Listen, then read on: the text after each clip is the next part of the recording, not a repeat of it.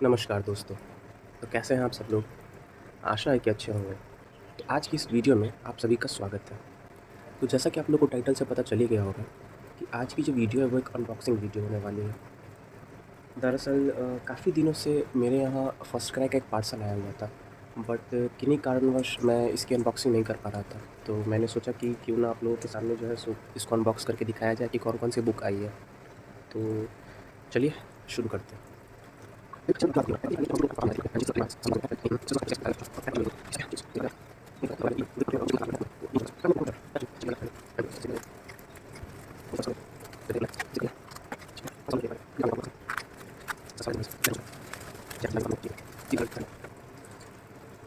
Guys, ये देखिए इतनी सारी कॉमिक्सें आई हैं।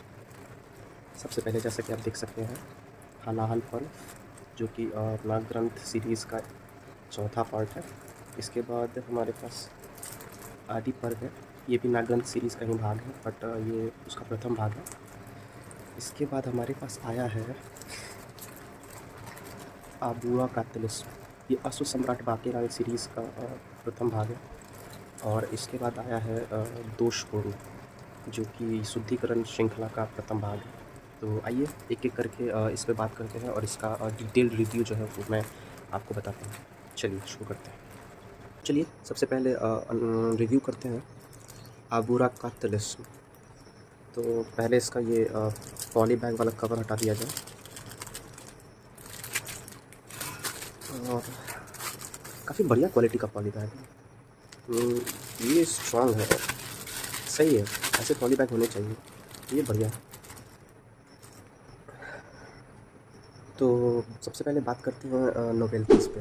तो जैसा कि आप देख सकते हैं इसमें हमें मिला है अश्वराज का एक क्यूट स्टैंडी, और सच में काफ़ी क्यूट लग रहा है। तो चलिए इसको इसमें फिट करते हैं।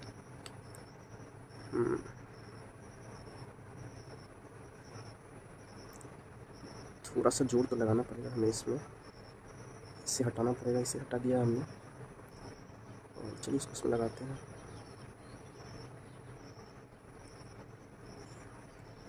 A few moments later. ये ठीक से लग नहीं रहा है। 1 hour later. 2000 years later. तो जैसा कि आप देख सकते हैं काफ़ी मुश्किलों के बाद ये स्टैंडी इसमें लग गया है, पर क्वालिटी इसकी काफ़ी बढ़िया है। आई मीन कटिंग की अगर बात करें तो काफ़ी प्रॉपर कटिंग दी है इसको उन्होंने। तो ये बढ़िया है, इसे आप चाहो तो आराम से ऐसे करके यहाँ रख सकते हो। तो ये अच्छा है। एंड मेरे पास एक और स्टैंडी है, तो इसके मुकाबले ये थोड़ी छोटी साइज़ की है, और ये मुझे मिला था अर्धसत्य कॉमिक्स में। एंड मैंने उसका अनबॉक्सिंग और रिव्यू भी अपने चैनल पे अपलोड किया था। तो अगर आपने वो वीडियो नहीं देखी तो ज़रूर जाके देखें। तो कुल मिलाकर के मेरे पास जो है सो अब 2 स्टैंडी हो गई है। एंड हाँ, इसकी साइज़ थोड़ी छोटी है, बट एक बात है कि इसका क्वालिटी इससे ज़्यादा बढ़िया लग रहा है। तो ये दोनों ही देखने में काफ़ी अच्छे लग रहे हैं। चलिए इसको साइड में रखा जाए। तो अब कॉमिक्स के बारे में कुछ बात की जाए, तो सबसे पहले इसके साइज़ पे बात करते हैं। तो ये जो है सो कॉल्ड बिग साइज़ की कॉमिक्स है। एंड राज कॉमिक्स की तरफ से जो है सो जो एक बात मुझे काफ़ी अच्छी लग रही है आजकल, वो ये है कि वो मोस्ट ऑफ द कॉमिक्स जो है वो बिग साइज़ में रिलीज़ कर रहे हैं। और अगर आप देखो तो ये एक सही मूव है। आई मीन उनको जो है सिर्फ इंडिया में दूसरे कॉमिक्स से कम्पीट नहीं करना है, बल्कि इंटरनेशनल लेवल पे भी कम्पीट करना है।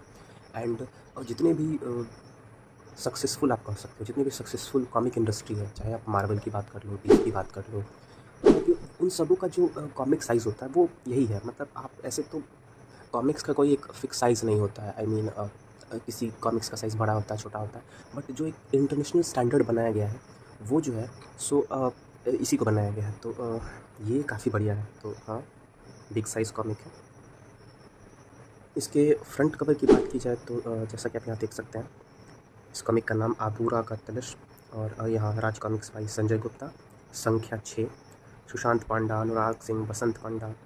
और ये जो है सो अश्व सम्राट बांकेलाल श्रृंखला का प्रथम भाग है, ये तो मैंने आपको बता ही दिया। और इसके अभी 3 और भाग निकल चुके हैं। तो यहाँ पे अश्वराज बांकेलाल, युगारंभ वर्ष 2021। और अगर फ्रंट आर्ट की बात की जाए तो काफ़ी शानदार आर्ट है। मतलब ये जो आप बैकग्राउंड देख रहे हैं, ये जो है सो मैट में है। और यहाँ पे आप अश्वराज को देख सकते हैं। अश्वराज जो है वो अपने इच्छाधारी अश्वमानव रूप में है। और बगल में आप बांकेलाल को भी देख सकते हैं। और दोनों पे जो है यूवी स्पॉटिंग का यूज़ किया गया, जो काफ़ी बढ़िया लुक देता है। ये काफ़ी अच्छा है। और यहाँ पे आप बांकेलाल को देख सकते हैं, उसके हाथ में कोई चमकती हुई चीज़ है, जैसे कि मैं आपको दिखाऊँ। जैसा कि आप यहाँ पे देखिए, कुछ चमकता हुआ सा चीज़ है। अब पहले तो मुझे लगा था कि ये जो है त्रिफला की मूर्ति है। और जो लोग सर्वनायक सीरीज़ को फॉलो कर रहे हैं उनको पता ही होगा कि उसमें हमें ऐसा दिखाया जाता है कि बांकेलाल जो है उसे त्रिफला की मूर्ति मिल जाती है। तो पहले मुझे यही लगा था कि हाँ, ये त्रिफला की मूर्ति है। बट जब आप इसको गौर से देखोगे तो आपको पता चलेगा कि नहीं, ये कोई सुनहरी सी अश्व की मूर्ति है। तो मुझे लगता है कि कोई चमत्कारी मूर्ति होगी जो इसे मिल गई होगी। खैर, वो तो कहानी पढ़ने के बाद ही पता चलेगी। तो अगर एक सेंटेंस में कहा जाए तो हाँ, फ्रंट कवर जो है वो बहुत ही बेहतरीन बनाया है। इसके बैक कवर की बात की जाए तो बैक कवर में जैसा आप देख सकते हैं कि यहाँ अश्वराज जो है वो अपने अश्वमानव रूप में किसी पथरीले आकृति वाले जीव से लड़ रहा है। तो पता नहीं ये कौन है। और बैक आर्ट भी काफ़ी बढ़िया है, जैसा आप यहाँ देख सकते हैं। जो ये अश्वराज है, और ये जो पता नहीं ये पाषाणरूपी राक्षस कौन है। और आर्टवर्क तो यहाँ भी काफ़ी बढ़िया है, जैसा कि आप देख सकते हैं। ये जो है पूरा मैट फिनिशिंग में है, और जो बॉर्डर्स है वो उन पे यूवी स्पॉटिंग का इस्तेमाल किया गया है, तो काफ़ी शानदार लग रहा है ये। और यहाँ पे जो है सो कहानी का एक सिनॉप्सिस दिया हुआ है। मतलब इस कॉमिक्स में आपको क्या मिलने वाला है। इस कॉमिक्स में आपको इस कॉमिक्स की जो कहानी है वो उसका एक छोटा सा भाग आप कह सकते हो। तो ये कोई आपके लिए स्पॉइलर नहीं है। तो चलिए इसको पढ़ के बताता हूँ मैं। सूर्यवंशी राजकुमार अश्वराज और चंद्रवंशी राजकुमारी अश्वकीर्ति के बीच बढ़ रही है प्यार की पींगे, लेकिन उनके प्रेम के शत्रु मिलकर बुन रहे हैं एक भयानक जाल, जिसका शिकार बन गई है अश्वकीर्ति। अब उसे बचाने का एकमात्र उपाय है वह दिव्य वस्तु जो रखी है एक तिलिस्म में। अब अगर अश्वराज को बचाने हैं अश्वकीर्ति के प्राण, तो उसे जाना ही होगा उस जगह जो कहलाता है आबूरा का तिलिस्म। तो मुझे लग रहा है कि ये जो दिव्य वस्तु की बात हो रही है, ये वही वस्तु है जो बांकेलाल अपने हाथ में रखे हुआ है। अब मैं कितना सही हूँ ये तो कहानी पढ़ने के बाद ही पता चलेगी, लेकिन हाँ, अगर मुझे गेस करना हो तो मैं कहूँगा कि यही वो वस्तु है जो अश्वराज को चाहिए। तो इन दोनों का इंटरेक्शन देखने में काफ़ी बढ़िया होगा कि जो चीज़ अश्वराज को चाहिए वो बांकेलाल के पास है। तो अब ये दोनों आपस में कैसे इंटरेक्ट करते हैं। अब बात की जाए इस कॉमिक्स की प्राइस की, तो इस कॉमिक्स का जो मूल्य है वो 200 रुपये रखा गया। हालांकि मैंने इसे फर्स्ट क्राई से ऑर्डर किया था, एंड वहाँ पे जो है आपको अप टू 45% डिस्काउंट मिल जा रहा है। तो मुझे ये काफ़ी अच्छे डील पे मिल गया, तो मैंने इसे ले लिया। तो आपको भी यही सलाह है कि आप भी फर्स्ट क्राई पे जाएँ और इस ऑर्डर को ज़रूर चेकआउट करें। तो इस कॉमिक्स में आपको जो है सो टोटल 32 पेजेस मिलेंगे, जिसमें से जो आपका रीडिंग कंटेंट है वो 27 पेजेस का है। एंड इसके अलावा जो है अगर आप बात करें तो एक पेज जो है वो आप क्रेडिट्स पेज बोल सकते हैं, एंड सेकंड पेज जो है वो डिस्क्लेमर का पेज है। तो 27 जो है सो आपको रीडिंग कंटेंट मिल जाएंगे, एक जो है सो आपका डिस्क्लेमर का पेज है, एक जो है वो आपका क्रेडिट्स का पेज है, और साथ ही साथ आपको जो है सो 3 पेजेस जो हैं, जिसमें से 2 पेजेस जो हुए वो आपको जो है सो ऐड पेज हुआ, और जो एक पेज है उस पर आगे कौन कौन सी कॉमिक्स आने वाली है उनका लिस्ट है। तो आपको टोटल इतने पेजेस मिलते हैं। तो चलिए अब इस कॉमिक की हिस्ट्री को जानते हैं। तो ये जो है सो अश्वराज और बांकेलाल का जो है सो सेकंड क्रॉसओवर है। इससे पहले देवराज इंद्र नामक कॉमिक में जो है सो इन दोनों का क्रॉसओवर दिखाया गया था। और अगर आप देखो तो संजय गुप्ता जी की तरफ से युगारंभ वर्ष में ये बांकेलाल की प्रथम कॉमिक है। हालांकि मनोज गुप्ता जी ने और भी कुछ बांकेलाल की सीरीज़ पब्लिश की है युगारंभ वर्ष में, और संजय गुप्ता जी की तरफ से ये प्रथम है। और इसमें जो है सो आपको आभार पत्र मिल रहा है, एंड उसमें आपको जो है सो संजय गुप्ता जी ने ये बताया है कि हाँ, इस कॉमिक को बनाने का मोटिवेशन उन्हें कहाँ से मिला और किस किस तरह से उन्होंने इस कॉमिक को बनाया, एंड साथ ही ये कि आने वाली कॉमिक से कौन कौन सी। तो आगे बढ़ते हैं। एंड इस पेज में जैसा कि आप देख सकते हैं, यहाँ नीचे जो है सो आपको एक छोटा सा क्रेडिट्स मिल जाएगा। और अगर आप अश्वराज के इस आर्ट को फ्रंट पेज के आर्ट से कंपेयर करो तो ये थोड़ा मॉडर्न आर्ट लग रहा है। जबकि अगर आप इस आर्ट वर्क को देखोगे तो जो लोग जो है सो शिवराज की कॉमिक से पढ़ते हैं उन्हें इस बारे में आइडिया होगा कि ये थोड़ा पुराना आर्ट वर्क लग रहा है, जबकि ये जो है एक मॉडर्न आर्ट है। तो ऐसा लगा जैसे उन्होंने मेहनत कम करने के लिए अश्वराज का कोई पुराना पोज यहाँ पे कॉपी कर दिया, तो पता नहीं उन्होंने ऐसे क्यों किया। खैर पीछे आप बैकग्राउंड में देख सकते हैं ये अश्व की देवी है, देवी ऐश्वर्या। तो आगे आप यहाँ देख सकते हैं अश्वराज को अपने 5 घोड़ों पे। जो लोग अश्वराज के बारे में जानते हैं उन्हें पता है होगा कि अश्वराज जो है उनके पास 5 घोड़े हैं जिनकी अपनी खासियत है। इन 5 घोड़ों का नाम है अश्ववट, रक्तांबर, कालाखोर, सर्वशक्ति और नीलकंठ। तो अश्वराज यहाँ अपने 5 घोड़ों पर विराजमान आपको दिख रहा है।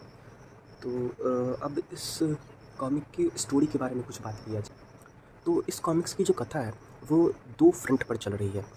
2 फ्रंट से मेरा क्या तात्पर्य है, तो एक तरफ कहानी जो है वो अश्वराज के बारे में भी बता रही है, तो दूसरी तरफ कहानी जो है वो ये भी बता रही है कि ये कहानी बांकीलाल से कैसे जुड़ रही है। तो यहाँ पे आप देख सकते हैं ये हमारा अश्वराज है, ये राजकुमारी कुदुमचुम्बी है और ये जो है तूता बूता है जो कि अश्वराज का ही एक विलन है। तो ये कहानी जो है सो भूतकाल की कहानी है, या फिर आप ऐसा कह सकते हैं कि अश्वराज के पूर्व जन्म की कहानी है। जब अश्वराज जो है वो अश्व सम्राट ना होकर के सिर्फ अश्वराज था और राजकुमारी कुदुमचुम्बी जो है वो कुदुमचुम्बी ना होकर के सिर्फ अश्वकीर्ति थी। तो ये तब की कहानी है। बाकी आर्टवर्क की बात करो तो आर्टवर्क जो है सो काफ़ी शानदार और बहुत ही इंगेजिंग है, मतलब आपको बोर फील नहीं होगा। यहाँ पे आप देख सकते हो बांकेलाल का जो आर्टवर्क है वो बिल्कुल उसी तरह का है जैसे हम पहले कॉमिक्सों में देखा करते थे। तो ये काफ़ी बढ़िया लगा मुझे। बाकी स्टोरी जो है वो काफ़ी शानदार है और काफ़ी सारे षड्यंत्रों को इसमें दिखाया गया है। तो काफ़ी बढ़िया आर्टवर्क है इसका और आपको इसमें काफ़ी सारा एक्शन देखने को मिलेगा। तो ऐसा नहीं लगेगा कि जैसे आपको पैसे बर्बाद हो रहा है, ऐसा कुछ फील नहीं होगा। तो आपको ये कॉमिक ज़रूर पढ़नी चाहिए। और यहाँ आप देख सकते हैं अश्वराज जो है वो देवी ऐश्वर्या के सामने है। बाकी तो मैं आपको ज़्यादा कुछ नहीं दिखाऊँगा वरना आपका ये एक्सपीरियंस स्पॉइल हो जाएगा। तो चलिए ऐड पेज की बात करते हैं। यहाँ पे जो है मेरी सोनू का है ऐड है जो कि रक्त कथा भाग 2 है। तो यहाँ हल्कान के इशारे पर बारूद की तरह फट पड़ना मेरा नसीब बन चुका था। जुर्म के ज्वालामुखी में लावे की तरह दहक रहा था मेरा बचपन। मेरी दहकती ज़िंदगी में पेड़ सी शीतल छाया बनकर आई थी मेरी सोनू। तो ये डोगा के ओरिजिन को एक्सप्लोर करती हुई एक नई कॉमिक है एंड काफ़ी शानदार टेक है स्पेशली गुप्ता जी के द्वारा। खैर आगे बढ़ते हैं और हमें देखने को मिलता है प्रलय के देवता का ऐड। और यहाँ पे आप देख सकते हैं नागराज को तौसी से भिड़ते हुए और ये भी काफ़ी शानदार कॉमिक है, तो आपको ज़रूर पढ़नी चाहिए। इसके बाद जो है सो फिर आता है यहाँ पे आपको जो आगे आने वाली कॉमिक्स हैं उनका लिस्ट आपको जो है सो दिख रहा है। और यहाँ पे जो है सो आपको इस सीरीज़ का अगला जो भाग आने वाला है उसके बारे में बताया गया है जिसका नाम है तरु तिलिस्म। यहाँ पे आप देख रहे हैं कि अश्वराज जो है वो कुछ अजीबोगरीब दिखने वाले प्राणियों से लड़ रहा है और यहाँ पर जो है सो बाल बांकेलाल को भी दिखाया गया। पता नहीं बांकेलाल छोटा कैसे हो गया, खैर वो तो कहानी पे ही पता चलेगा। इसका सिनॉप्सिस पढ़ते हैं। अश्वतरु ने रचा माया जाल, क्या तोड़ पाएंगे इसे सूर्यवंशी कुमार अश्वराज और बाल बांकेलाल। तरु तिलिस्म अश्व बांकेलाल श्रृंखला भाग 2। तो हाँ ये कॉमिक काफ़ी बढ़िया है एंड मेरी तो आपको यही सलाह है कि आपको ये कॉमिक ज़रूर पढ़नी चाहिए। तो चलिए अगले कॉमिक पे बात करते हैं। तो अब बात करते हैं दोषपूर्ण पे। तो चलिए पहले उसको निकाल लिया जाए। पॉली बैग की क्वालिटी तो काफ़ी शानदार है, इसको साइड में रख लेते हैं। तो पहले बात करते हैं नोवेल्टीज़ पे। तो हमें जैसा कि आप देख सकते हैं हमें मिला है भेड़िया का एक पेपर स्टिकर और भेड़िया यहाँ पे एक ऐसा लग रहा है जैसे किसी ऊंची जगह से कूद रहा है, तो वैसा ही पोज है हवा में उड़ते हुए। तो ये शानदार है, तो इसको साइड में रखते हैं। एंड इसके अलावा हमें मिला है नागराज का एक पोस्ट कार्ड।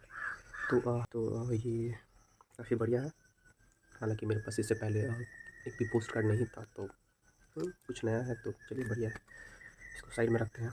अब कॉमिक्स पे कुछ बात कर ली जाए तो ये बिग साइज़ की कॉमिक्स है जो कि आजकल मोस्टली राज कॉमिक्स के द्वारा बिग साइज़ ही आ रही है। और जैसा कि आप देख सकते हैं इसका टाइटल है दोषपूर्ण, मतलब किसी चीज़ में कुछ फॉल्ट है। अब वो फॉल्ट क्या है यही इस कहानी का बेस है। तो ये जो है सो भेड़िया के शुद्धिकरण श्रृंखला का प्रथम भाग है और यहाँ पे आप देख सकते हैं राज कॉमिक्स बाय संजय गुप्ता, संख्या 4, अनुराग सिंह, नरेश कुमार, युगारंभ वर्ष, भेड़िया। यहाँ पे आप भेड़िया को देख सकते हैं अपने मानव रूप में और भेड़िया रूप में। और ये जो आप देख रहे हैं ये एक नया भेड़िया मानव है जो कि एक नया विलन है। तो ये काफ़ी बढ़िया है। अगर आप आर्टवर्क की बात करो तो काफ़ी बढ़िया आर्टवर्क है। मतलब ये जो आपको आर्टवर्क है ये हॉलीवुड मूवी का फ़ील दे रहा है कैसे। ये अगर आप जो लोग मार्वल को फ़ॉलो करते हैं तो वो रिलेट कर पाएँगे। ये कुछ ऐसा लग रहा है जैसे बाइफrost खुल रहा है। तो ये देख के मुझे काफ़ी बढ़िया लगा था। एंड अगर आप आर्ट का बात करें तो ये पूरा जो आर्टवर्क है ये एक मैट बैकग्राउंड पे है। और इसमें जो ये जो विलन है ये इसमें यूवी स्पॉट का यूज किया गया है। साथ ही साथ यहाँ शुद्धिकरण, भेड़िया, इन सब जगह पे भी यूवी स्पॉट का यूज़ किया गया है, तो काफ़ी बढ़िया लग रहा है। और जो सबसे बढ़िया मुझे लगा वो ये टाइटल, ये गोल्ड ग्लिस्टनिंग वाला जो टाइटल है ये काफ़ी बढ़िया लगा मुझे। तो ये काफ़ी शानदार है। इसके बाद बैक बैक कवर का बात किया जाए तो यहाँ पर जो है सो वही सेम सेम चिपका दिया है, तो ये ज़्यादा बढ़िया नहीं लग रहा है। आई मीन कुछ अलग कर सकते थे। तो एक ही आर्टवर्क को इतनी जगह पे यूज़ करना कुछ जमा नहीं मुझे। और यहाँ आप देख सकते हैं नियम भंग तो पतन निश्चित। तो आखिर किस नियम की बात कर रहे हैं ये? तो ये तो कहानी पढ़ के ही आपको पता चलेगा। बट जो भी है कुछ इम्पोर्टेंट है। एंड यहाँ पे जो है वो इस कहानी का सिनॉप्सिस दिया हुआ है आपको। यहाँ लिखा हुआ है कि असम के जंगलों में सिर उठा रही है एक नई आफत। धरती की गहराइयों को चीर कर बाहर आ गया है एक नया खतरा जिसने पूरे जंगल में मचा दी है खलबली। तो ये नया खतरा मुझे लग रहा है वही नया भेड़िया मानव है। जंगल का रक्षक भेड़िया भी उसे रोकने में है असक्षम क्योंकि उसके अस्तित्व पर भी लग चुका है एक प्रश्न चिन्ह। सक्रिय हो गई है जंगल की एक पुरानी शक्ति जो कह रही है कि भेड़िया का जन्म है दोषपूर्ण। तो राज कॉमिक्स के बारे में मुझे एक चीज़ बहुत अच्छा लगता है। वो लोग अपने टाइटल को बहुत ही बढ़िया ढंग से जस्टिफाई करते हैं। आई मीन अगर आप राज कॉमिक्स को काफ़ी टाइम से फॉलो कर रहे हो और अगर आपने उनकी काफ़ी सारी कॉमिक्स पढ़ी तो आपको पता होगा कि किस तरह से हम लोग पहले टाइटल देखते थे तो सोचते थे अच्छा इससे कहानी कुछ समझ में आ नहीं रहा है। बट वो जो उनका फर्स्ट पेज होता था जिसमें वो एक लंबा चौड़ा सेंटेंस लिखते थे और लास्ट में टाइटल को जो है टाइटल के साथ उसका एंड करते थे, तो वो चीज़ देखने में काफ़ी बढ़िया लगता था। खैर बात करते हैं। तो जैसे मैंने आपको बता दिया ये बिग साइज़ में है। एंड इसका प्राइस जो है वो 200 रुपये है।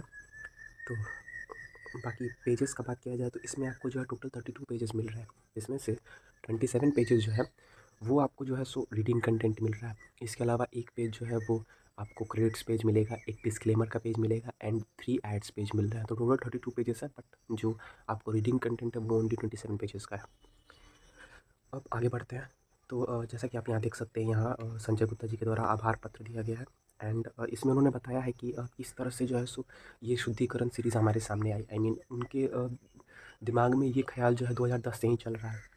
एंड तभी से वे इस बारे में प्लानिंग कर रहे थे बट किन्हीं कारणवश जो है ये सीरीज़ हम तक नहीं पहुँच पा रही थी। बट एट लास्ट हम तक पहुँच गई। एंड हम लोग बहुत थैंकफुल है कि हाँ हाँ थोड़ा टाइम लग रहा है बट कॉन्टीन्यूसली जो है काफ़ी सारी कॉमिक्स पब्लिश हो रही है, तो ये हम कॉमिक्स रीडर्स के लिए काफ़ी बढ़िया है। तो इस कॉमिक की हिस्ट्री में के बारे में अगर मैं आपको बताऊँ तो ये अमर प्रेम और उद्गम श्रृंखला का नेक्स्ट भाग है। तो आई मीन वहीं से ये कंटिन्यू होता है। तो ये आपको एटलीस्ट एक बार पढ़ लेना चाहिए ताकि आपको बेटर अंडरस्टैंडिंग हो इसका। और ओनली राज कॉमिक्स बाय संजय गुप्ता, हाँ ये तो सही है क्योंकि वही छाप रहे हैं। बाकी तो मनोज गुप्ता जी जो है बस रिप्रिंट ला रहे हैं, तो ज़्यादा कुछ कर नहीं रहे हैं। तो बात करते हैं क्रेडिट्स पेज पे। तो यहाँ पे भी अगर आप बैकग्राउंड में देख सकते हैं तो वही आर्ट यूज किया गया है जो फ्रंट में। तो पता नहीं ऐसा वो क्यों कर रहा है। आई मीन तो बाकी सारी कॉमिक्स में तो उन्होंने ऐसा नहीं किया बट यहाँ पे एक ही आर्ट को इतना बार वही यूज़ कर रहे हैं, पता नहीं क्यों। यहाँ पे आप देख सकते हैं परिकल्पना जो है वो विवेक मोहन और संजय गुप्ता जी के द्वारा, लेखक जो है अनुराग जी हैं, चित्रांकन जो है वो नरेश कुमार जी ने किया है। एंड इस बारे में थोड़ा कंट्रोवर्सी है जो मैं आपको आगे चल के बताऊँगा। रंग सज्जा जो है वो प्रदीप शेरावत जी, अभिषेक सिंह, शब्द सज्जा एवं डिज़ाइन जो है निशांत परासर एंड मंदाल कंगेले। मुख्य पृष्ठ का बात करें तो वो जो है सो नरेश कुमार जिन्होंने चित्र बनाया है और प्रदीप शेरावत जिन्होंने रंग का काम किया है। और इसकी जो संपादक है वो हमारे संजय गुप्ता जी हैं। तो ये इसका क्रेडिट्स पेज है और ये इसका डिस्क्लेमर पेज है। यहाँ पे आप देख सकते हैं वही आर्ट वर्क यूज़ किया गया है, जो पेपर स्टिकर मिला है वही वाला। तो पता नहीं उन्होंने ऐसा क्यों किया है, एक ही आर्ट को कई बार यूज़ करना। और कहानी यहाँ काजीरंगा अभयारण्य में स्टार्ट हो रहा है और ऑब्वियस सा बात है। आई मीन भेड़िया के सारे कॉमिक्स जो है वो मोस्टली आसाम के जंगलों में ही होते हैं। क्रॉसओवर्स को अगर आप छोड़ दें तो फिर ऑब्वियस सा बात है कि यहीं पे हो गई। एंड कहानी के बारे में आपको ज़्यादा कुछ बताऊंगा नहीं वरना आपके लिए वो स्पॉइलर हो जाएगा। बट हाँ कहानी बढ़िया है, थोड़ा स्लो पेस्ड है बट फिर भी इसके 6 पार्ट्स भी तो आने वाले हैं। तो हाँ कहानी को प्रॉपर ढंग से लिखा गया। अब जो मेन चीज़ है जो जिस कंट्रोवर्सी के बारे में मैं आपको बताने वाला था वो हुई है भेड़िया के आर्ट वर्क को लेकर के। जैसा कि मैंने आपको बताया कि यहाँ पे नरेश कुमार जी ने इसमें जो है चित्रों को बनाया है एंड कुछ-कुछ जगह पे उन्होंने इतना मतलब मैं क्या बोलूँ इतना अलग चित्र बनाया कि मुझे समझ में नहीं आ रहा है कि वो क्या बनाने की कोशिश कर रहे थे। जैसे कि इसे आप गौर से देखिए, ये एक मीम चल रहा था जोकर फेस वाला मीम। तो इस चीज़ को लेकर के काफ़ी मीम बना कि आखिर ये क्या दिखाना चाह रहे थे, ये पता नहीं किस तरह का पोज़ वो दिखाना चाह रहे हैं। बाकी जगह तो मुझे वैसा कुछ लगा नहीं, यहाँ पता नहीं भेड़िया क्या करने की कोशिश कर रहा है। और हाँ, तो कुछ-कुछ जगह पे देखिए यही यही आर्ट वर्क को यहाँ पे यूज़ किया गया, तो काफ़ी बार उस चीज़ को यूज़ किया उन्होंने। बाकी तो मुझे इतना कुछ लगा नहीं, हाँ, वही 1-2 जगह पर जो है आर्ट वर्क कुछ अलग लगा। और ये जो है अवधूत का कैरेक्टर है, जिन लोगों ने अमर प्रेम और उद्गम सीरीज़ पढ़ी है उन्हें इसके बारे में पता होगा। और एंड इस कैरेक्टर को काफ़ी ज़्यादा पसंद किया गया था। हालाँकि इस कहानी में इसका उतना कैरेक्टर डेवलपमेंट दिखाया नहीं गया है, बट हाँ, है चलिए, तो ज़्यादा कुछ मैं दिखाने वाला हूँ नहीं आपको। तो कहानी बढ़िया है, आप एक बार लेकर के पढ़ सकते हो उसको। तो और यहाँ से जो है इसका ऐड पेज चालू होता है। यहाँ आप देख सकते हैं जो शुद्धिकरण सीरीज़ जो है यानी कि इसका जो अगला भाग है वो है आधिपत्य। यहाँ आप उसने भेड़िया मानव को हमारे भेड़िया से लड़ते हुए देख सकते हैं। और इसका सिनॉप्सिस है कि वर्षों तक हमें छिपकर जीवन व्यतीत करने पर विवश किया गया, पर अब हम आज़ाद हैं। अब इस धरा पर होगा हमारा राज। तो कुछ भी कर ले भेड़िया, पर अब इस संसार पर होकर रहेगा हमारा आधिपत्य। तो मैंने कहा ना, अपने टाइटल को वो इतने बढ़िया ढंग से एक्सप्लेन कर देते हैं एक लाइन को जो है उस टाइटल से रिलेट करके, तो वो काफ़ी बढ़िया लगता है। इसके बाद जैसा कि आप देख सकते हैं नरकनाशक नागराज के जो नागग्रंथ सीरीज चल रही है उसका सेकंड पार्ट नाग पर्व का ऐड है यहाँ पे। और यहाँ हम देख सकते हैं तौसी की एंट्री, तो ये काफ़ी बढ़िया है। ये विशर्पी भी बैकग्राउंड में है और यहाँ पे हमें हमारा भेड़िया दिख रहा है, तो ये शायद क्रोध केतु भेड़िया है। इसके बाद प्रलय के देवता का ऐड है। और यहाँ आप देख सकते हैं कचरा पेटी का ऐड है, तो हाँ एक ये भी बढ़िया है। तो हाँ, मिला जुला करके ये कॉमिक है, आप इसे एक बार लेकर पढ़ सकते हो। तो चलिए अब अगले कॉमिक का रिव्यू करते हैं। तो गाइस फाइनली उन कॉमिक्स की बात करते हैं जिनका आप सभी को बेसब्री से इंतज़ार है। जी हाँ, मैं बात कर रहा हूँ नरकनाशक नागराज के नागग्रंथ सीरीज़ की। तो आइए इन पे बात करते हैं। तो आप यहाँ देख सकते हैं कि मेरे पास आदि पर्व और हलाहल पर्व ये दोनों ही आ चुकी है। एंड ये दोनों ही जो है सो नरकनाशक नागराज के नागग्रंथ सीरीज़ का पार्ट है। आदि पर्व जो कि प्रथम भाग है और हलाहल पर्व जो कि चौथा भाग है। एंड नागग्रंथ सीरीज़ की जो है सो टोटल 5 कॉमिक्सें आने वाली है, जिसमें से 4 आ चुकी है। तो सबसे पहला है आदि पर्व, इसके बाद नाग पर्व, इसके बाद आरण्यक पर्व और जो चौथा है वो है हलाहल पर्व। और इसके बाद जो है सो जो 5वीं कॉमिक आएगी जो कि इस सीरीज़ का समापन भाग होगी, वो होगी विराट पर्व। तो शुरू के जो 4 कॉमिक्स आई है वो सभी जो है 96 पेजेस की कॉमिक है। एंड जो लास्ट विराट पर्व आने वाली है वो 200 पेजेस की कॉमिक होने वाली है। तो चलिए इन दोनों का रिव्यू किया जाए। तो पहले नोवेल्टीज़ की बात करते हैं। तो आदि पर्व में हमें ये 2 नोवेल्टीज़ मिले हैं। जैसे कि आप देख सकते हैं जो पहला है ये विश्व रक्षक नागराज का एक पोस्ट कार्ड मिला है, तो ये काफ़ी बढ़िया नोवेल्टी है। एंड इसके साथ हमें मिली है ये तक्षिका है जो कि नरकनाशक नागराज की साथी है। तो काफ़ी बढ़िया नोवेल्टीज़ मिले हैं हमें इसमें। अब हलाल पर्व की बात जाए, इसके साथ हमें क्या नोवेल्टीज़ मिली है, आप गेस कर सकते हो गाइस? तो इसके साथ हमें मिला है एक क्यूट थोडांगा स्टैंडी। जी हाँ दोस्तों, ये थोडांगा ही है। आपके साथ साथ मैं भी सरप्राइज हूँ कि थोडांगा ने इतने सारे कपड़े कैसे पहने हुए हैं, बट फिर भी काफ़ी बढ़िया लग रहा है। तो ये काफ़ी बढ़िया नोवेल्टी मिली है हमें इसके साथ। तो वाकई काफ़ी क्यूट लग रहा है। एंड ये भी एक पॉली बैग में जो हमें मिला है, तो ये कुछ नया है।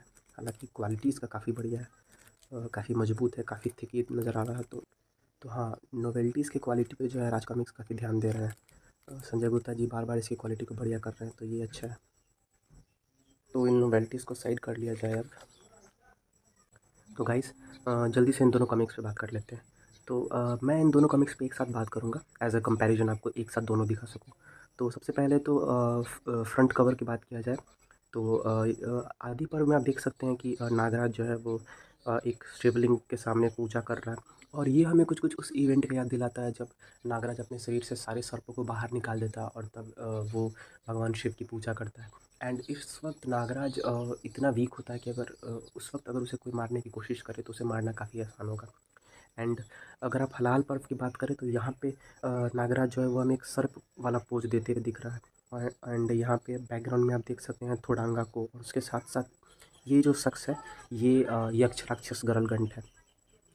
तो चलिए अब इस कॉमिक के अंदर के डिटेल्स पे बात किया जाए। तो जैसा कि आप देख सकते हैं फर्स्ट पेज पे आभार पत्र हमें मिल रहा है। एंड इसमें पता नहीं उन्होंने आभार पत्र ऊपर में क्यों नहीं लिखा, या फिर मिसप्रिंट हो गया, पता नहीं। खैर चलिए आगे बढ़ते हैं। एंड जैसा कि आप देख सकते हैं यहाँ पे जो आर्ट वर्क है वो वही फ्रंट वाला आर्ट वर्क है, सेम इसके साथ भी है, यहाँ भी वही आर्ट वर्क है जो फ्रंट वाला है। एंड बात करते हैं क्रेडिट्स की। तो यहाँ पे जैसा कि आप देख सकते हैं दोनों ही कॉमिक्स के लेखक जो है वो नितिन मिश्रा जी हैं। चित्रांकन दोनों में हेमंत कुमार जी ने किया है। स्याहीकार भी विनोद कुमार जगदीश कुमार है। हालांकि हलाल पर्व में उनके अलावा उत्तम चंद जी भी हैं स्याहीकार। अगर रंग सज्जा की बात करें तो प्रदीप शेरावत, भक्त रंजन, अभिषेक सिंह और मोहन प्रभु ने रंग सज्जा किया है, जबकि लाल पर्व में भक्त रंजन और शादाब सिद्दीकी ने रंग सज्जा किया है। इसके अलावा अगर मुख्य पृष्ठ चित्रांकन की बात करें जो कि ये है, तो इसमें हेमंत कुमार जी ने चित्र बनाया है, जबकि जगदीश कुमार जी ने स्याही का काम किया है, और प्रसाद पटनायक ने रंग भरा है। जबकि अगर हम लाल पर्व का बात करें तो यहाँ पे हेमंत कुमार जी ने ही चित्र को बनाया है, जगदीश कुमार ने स्याही किया है, और ईशान त्रिवेदी ने इसमें रंग भरने का काम किया है। और दोनों ही कॉमिक्स के संपादक जो है वो हमारे संजय गुप्ता जी हैं। अब आगे बढ़ते हैं। तो जैसा कि आप यहाँ देख सकते हैं ये पता नहीं क्यों मुड़ नहीं रहा है, तो यहाँ पे आप इसे देखिए और काफ़ी सिमिलैरिटी आपको देखने को मिलेगी यहाँ पे। लगभग दोनों जो है सो एक ही तरह के असुर दिख रहे हैं, हालांकि ये दोनों एक नहीं है, और दोनों में ही जो है सो रेड बैकग्राउंड का यूज़ किया गया है। हालांकि आप एक चीज़ देख सकते हैं, कई लोगों का ऐसा कहना है कि हलाल पर्व का जो आर्ट वर्क है, जो डिज़ाइन है, वो पहले के पार्ट जितना अच्छा नहीं रहा, बट मेरी समझ से ऐसा नहीं है। इसका मैं आपको एक बढ़िया एग्जांपल अभी दिखाने वाला हूँ। यहाँ नागराज के फेस को गौर से देखिए, और यहाँ पे नागराज के फेस को गौर से देखिए। आपको अंतर दिख रहा होगा कि हाँ किसमें नागराज का फेस ज़्यादा बढ़िया ढंग से बनाया गया है। तो ऐसा कहना कि हाँ समय के साथ जो है नाग ग्रंथ में आर्ट वर्क जो है सो उतना बढ़िया नहीं रहा, ये गलत होगा, और मैंने आपको एग्जाम्पल भी देके दिखा दिया। अब अगर आदि पर्व की बात की जाए तो कहानी जो है सो वहीं से स्टार्ट होती है जहाँ पे जो है सो नरकनाशक नागराज उत्पत्ति श्रृंखला में ख़त्म हुई थी। तो अगर आपको नाग ग्रंथ पढ़ना है तो एटलीस्ट कम से कम आपको नरकनाशक नागराज के पिछले 6 कॉमिक्स तो पढ़े होने चाहिए, जो कि है मकबरा, तक्षक, और इसके अलावा नरकनाशक नागराज उत्पत्ति के 4 भाग। तो पहले आप उनको पढ़ो, उसके बाद ही आप नाग ग्रंथ को पढ़ो, ताकि आपको बढ़िया से समझ में आए, वरना कई जगह लगेगा यार ये क्या हो रहा है, आपको कुछ समझ में नहीं आएगा। तो ये 96 पेजेस की कहानी है। एंड इसमें आपको प्रोफेसर नागमणि जो है सो अपना दावा पेश करते हुए दिखाया गया है कि आखिर वो नागराज को मारने के लिए ही उपयुक्त क्यों है। आप सभी को पता है कि हाँ पाप परिषद की सभा चल रही है, एंड वहाँ पे एक एक करके सभी विलेंस को जो है सो मौका मिल रहा है कि वो लोग जो है सो नागराज को मारे। सबसे पहले मौका मिला था विशंदर को, जो कि फेल हो गया। उसके बाद मौका मिला नागदंत को, एंड इसमें कहानी को वहीं से स्टार्ट किया गया है। और कहानी काफ़ी बढ़िया है, आई मीन बहुत ही ज़्यादा आपको उलझा के रखती है। हर एक मोड़ पर आपको जो है सो अलग अलग ट्विस्ट देखने को मिलेगा, एंड कई सारे नए कैरेक्टर्स की जो है इसमें एंट्री भी, जैसे आप देख सकते हैं दो दो नागराज है। तो इससे ज़्यादा मैं कुछ आपको बताना नहीं चाहूँगा, वरना आपका मजा किरकिरा हो जाएगा। आप यहाँ तू को भी देख सकते हैं। तो ये काफ़ी मतलब एक अनोखा कैरेक्टर है जिसको इसमें इंट्रोड्यूस किया गया है। इसके अलावा आपको यहाँ पे क्रोध केतु को भी देखने को मिलेगा, एंड ये भी नरकनाशक नागराज के यूनिवर्स में पहले से एग्जिस्ट कर रहा है। तो एक तरह से ये जो है सो नरकनाशक नागराज अपनी उत्पत्ति को तो तलाश ही रहा है, साथ ही साथ नरकनाशक नागराज की यूनिवर्स की बढ़ोतरी हो रही है, उसमें एक एक करके और भी कई सारे कैरेक्टर ऐड हो रहे हैं। तो ये काफ़ी बढ़िया एक अप्रोच जो है मैं कहना चाहूँगा राज कॉमिक्स की तरफ से। यहाँ पे आपको थोड़ांगा भी देखने को मिल रहा है, वही बल्कि शरीर लिए हुए, तो ये काफ़ी बढ़िया है। एंड वो अपनी कहानी को जो है सो बताना स्टार्ट कर रहा है कि हाँ आखिर वो जो है क्यों उपयुक्त है नागराज को मारने के लिए। तो ये काफ़ी बढ़िया है। यहाँ पे आप देख सकते हैं नागराज को इच्छाधारी करों में बदलते हुए, और यहाँ पे आपको दनादन डोगा देखने को मिल रहा है। वाक़ई में बहुत ही खूंखार है धनाधन डोगा। तो ये काफ़ी बढ़िया लग रहा है मुझे। तो कहानी यहीं पे समाप्त होती है और अगला भाग इसका नागपार का, जिसका आप ऐड यहाँ देख सकते हैं।